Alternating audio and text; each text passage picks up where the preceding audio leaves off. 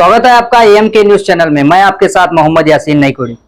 ರಾಜ್ಯದಾಗ 3 ತಿಂಗಳಿಂದ ಮುಖ್ಯಮಂತ್ರಿ 6 ಜನ ಆತ್ಮಹತ್ಯೆ ಬರಗಾಲ ಹಿನ್ನೆಲೆ ಸಾಲ ಬಾಧಿತ ನೋಡಿ, ಸರ್ಕಾರ ಇನ್ನೂವರೆಗೆ ಯಾವುದೇ ನಿರ್ಣಯ ತಗೊಳ್ಳಾರ್ದಾನೆ ಇವತ್ತು ಸಚಿವ ಸಂಪುಟದ ಸಲುವಾಗಿ ದಿಲ್ಲಿಯಲ್ಲಿ ಹೋಗಿ ಕೂತ್ಬಿಟ್ಟಾರೆ. ವಾರಗಟ್ಟಲೆ ದಿಲ್ಲಿಯಲ್ಲಿ ಕನಿಷ್ಠ ಅಲ್ಲಿ ದಿಲ್ಲಿಯಲ್ಲಿ ಇರೋದವ್ರಿಗೆ ಜ್ಞಾನ ಬೇಕು. ಒಂದು ಸರ್ಕಾರದ ಮುಖ್ಯಮಂತ್ರಿ ಮತ್ತು ಎಲ್ಲ ಮಂತ್ರಿಗಳು ಇವತ್ತು ದಿಲ್ಲಿಯಲ್ಲಿ ಬಿಡಾರ್ ಹೊಡಿಬಿಟ್ಟಿದ್ದಾರೆ. ಆದಷ್ಟು ಬೇಗನೆ ಕಾಂಗ್ರೆಸ್ನವ್ರು ಯಾರು ಮಂತ್ರಿ ಮಾಡ್ತಾರೋ ಯಾರು ಬಿಡ್ತಾರೋ ಅವ್ರ ಪಕ್ಷಕ್ಕೆ ಸೀಮಿತ. ಅವರೆಲ್ಲ ಬಂದು ಇಲ್ಲಿ ಬರಗಾಲ ಕಾಮಗಾರಿಗಳ ಬಗ್ಗೆ ಸರ್ಕಾರದ ಚಟುವಟಿಕೆಗಳನ್ನು ಪ್ರಾರಂಭ ಮಾಡಬೇಕು. ಜಿಲ್ಲಾ ಉಸ್ತುವಾರಿಗಳು ಇದ್ದಾರೆ, ಅವರು ಕನಿಷ್ಠ ವಾರನಾಗ ಒಂದು ದಿವಸ ಗೊತ್ತು ಈ ಒಂದು ಬರಗಾಲದ ಜನರ ಸಮಸ್ಯೆ ತಿಳ್ಕೊಂಡು ರಾಜ್ಯ ಸರ್ಕಾರ ತನ್ನ ಜವಾಬ್ದಾರಿಯನ್ನು ಮಾಡಬೇಕು. ಬರೀ ಕೇಂದ್ರದ ಮೇಲೆ ಟೀಕೆ ಮಾಡೋದಲ್ಲ, ಕೇಂದ್ರ ಸರ್ಕಾರನೂ ಮಾಡಬೇಕು, ಅದರದ್ದು ಜವಾಬ್ದಾರಿ ಇದೆ. ಆದರೆ ಸರಿಯಾಗಿ ಸಂಘರ್ಷ ಹಾದಿ ಹಿಡಿಲಾರ್ದೇ ನಿಜವಾದಂಥ ರೈತರಿಗೆ ಬರಗಾಲದ ಒಂದು ಪರಿಣಾಮದಿಂದ ಇವತ್ತೇನು ರೈತರು ಆತ್ಮಹತ್ಯೆಯನ್ನು ಮಾಡ್ಕೋತಾ ಇದ್ದಾರೆ.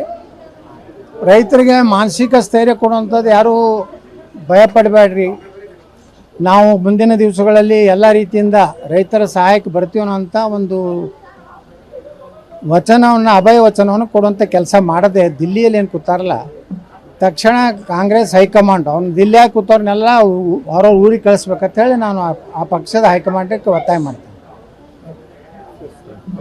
ರಾಜ್ಯದಾಗ 3 ತಿಂಗಳಿಂದ ಮುಖ್ಯಮಂತ್ರಿ 6 ಜನ ಆತ್ಮಹತ್ಯೆ ಬರಗಾಲ ಹಿನ್ನೆಲೆ ಸಾಲ ಬಾಧಿತ ನೋಡಿ, ಸರ್ಕಾರ ಇನ್ನೂವರೆಗೆ ಯಾವುದೇ ನಿರ್ಣಯ ತಗೊಳ್ಳಾರ್ದಾನೆ ಇವತ್ತು ಸಚಿವ ಸಂಪುಟದ ಸಲುವಾಗಿ ದಿಲ್ಲಿಯಲ್ಲಿ ಹೋಗಿ ಕೂತ್ಬಿಟ್ಟಾರೆ. ವಾರಗಟ್ಟಲೆ ದಿಲ್ಲಿಯಲ್ಲಿ ಕನಿಷ್ಠ ಅಲ್ಲಿ ದಿಲ್ಲಿಯಲ್ಲಿ ಇರೋದವ್ರಿಗೆ ಜ್ಞಾನ ಬೇಕು. ಒಂದು ಸರ್ಕಾರದ ಮುಖ್ಯಮಂತ್ರಿ ಮತ್ತು ಎಲ್ಲ ಮಂತ್ರಿಗಳು ಇವತ್ತು ದಿಲ್ಲಿಯಲ್ಲಿ ಬಿಡಾರ್ ಹೊಡಿಬಿಟ್ಟಿದ್ದಾರೆ. ಆದಷ್ಟು ಬೇಗನೆ ಕಾಂಗ್ರೆಸ್ನವ್ರು ಯಾರು ಮಂತ್ರಿ ಮಾಡ್ತಾರೋ ಯಾರು ಬಿಡ್ತಾರೋ ಅವ್ರ ಪಕ್ಷಕ್ಕೆ ಸೀಮಿತ. ಅವರೆಲ್ಲ ಬಂದು ಇಲ್ಲಿ ಬರಗಾಲ ಕಾಮಗಾರಿಗಳ ಬಗ್ಗೆ ಸರ್ಕಾರದ ಚಟುವಟಿಕೆಗಳನ್ನು ಪ್ರಾರಂಭ ಮಾಡಬೇಕು. ಜಿಲ್ಲಾ ಉಸ್ತುವಾರಿಗಳು ಇದ್ದಾರೆ, ಅವರು ಕನಿಷ್ಠ ವಾರನಾಗ ಒಂದು ದಿವಸ ಗೊತ್ತು ಈ ಒಂದು ಬರಗಾಲದ ಜನರ ಸಮಸ್ಯೆ ತಿಳ್ಕೊಂಡು ರಾಜ್ಯ ಸರ್ಕಾರ ತನ್ನ ಜವಾಬ್ದಾರಿಯನ್ನು ಮಾಡಬೇಕು. ಬರೀ ಕೇಂದ್ರದ ಮೇಲೆ ಟೀಕೆ ಮಾಡೋದಲ್ಲ, ಕೇಂದ್ರ ಸರ್ಕಾರನೂ ಮಾಡಬೇಕು, ಅದರದ್ದು ಜವಾಬ್ದಾರಿ ಇದೆ. ಆದರೆ ಸರಿಯಾಗಿ ಸಂಘರ್ಷ ಹಾದಿ ಹಿಡಿಲಾರ್ದೇ ನಿಜವಾದಂಥ ರೈತರಿಗೆ ಬರಗಾಲದ ಒಂದು ಪರಿಣಾಮದಿಂದ ಇವತ್ತೇನು ರೈತರು ಆತ್ಮಹತ್ಯೆಯನ್ನು ಮಾಡ್ಕೋತಾ ಇದ್ದಾರೆ.